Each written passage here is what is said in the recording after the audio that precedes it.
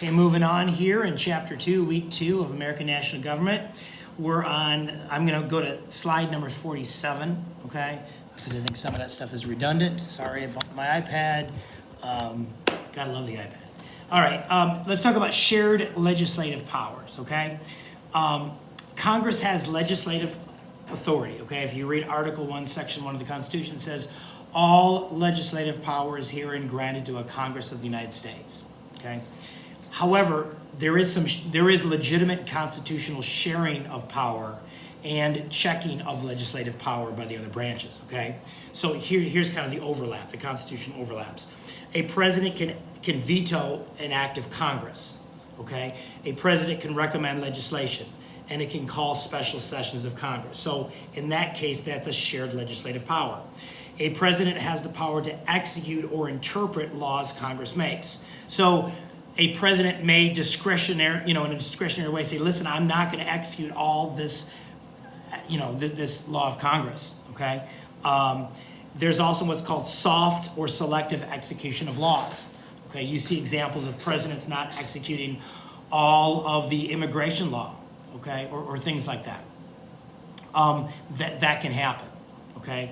The Supreme Court has the power to interpret acts of Congress that are disputed legal cases, okay? The court has the power of judicial review from the court case Marbury versus Madison in 1803, and so it can strike down acts of Congress that are considered unconstitutional. When the court does that, it's a shared legislative power, okay? And then within Congress, for legislation to be passed, a majority of each chamber of Congress is required. So again, that checks the power of Congress, okay? Have there been more than a few harebrained bills presented to Congress to get passed throughout its storied history? Absolutely, right? But in order for them to get passed, a majority of each chamber has to agree on that bill identically in order for it to get to the president, okay? So these are checks on the power of government. If you go to slide number 48, shared executive powers, okay? Again, you got the executive branch, which is the president's cabinet, and then all of these other lower areas, okay? Like the FBI, the CIA, the Department of Homeland Security, the IRS, all of these are under the executive branch, okay? There's an executive power vested in the president, but it's also constrained by legislative and judicial checks. The president's power to make treaties and to appoint high-ranking officials, such as Supreme Court justices and federal judges, is subject to Senate approval. Congress has the power to impeach or remove a president from office.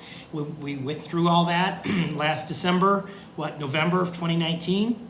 Congress's greatest check on executive action is its lawmaking and appropriation powers. The appropriation power is power of the purse, okay? In other words, it funds what the executive branch does, okay? An executive branch cannot act without laws authorizing or paying for its activities, okay?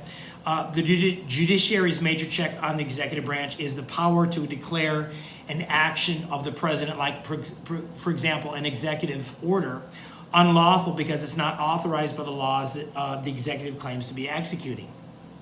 So these are all shared executive powers. And then there's shared judicial powers, okay? All judicial power rests within the Supreme Court and the lower federal courts, although Congress is empowered to establish the size of the federal court system, restrict the Supreme Court's appellate jurisdiction in some circumstances, impeach and remove federal judges from office, okay? Congress can rewrite legislation that the courts have misinterpreted and can create amendments when it disagrees with court rulings on constitutional issues. The president can appoint federal judges with the consent of the Senate and pardon persons convicted in the courts. The president also is responsible for executing court decisions, okay? If a president decides not to execute a court decision, a president can do so. An example of that occurred in the late 1820s, 1830s. There was a particular Supreme Court decision in which rights were granted. I believe it was in the state of Georgia. Constitutional rights were granted to the Native Americans. And it was a Supreme Court decision that limited the power of the government. It gave the Native Americans rights. and Andrew Jackson responded and said, listen, Chief Justice Marshall has made his decision. Let him basically execute it. I'm not going to do that. I'm going to stand down.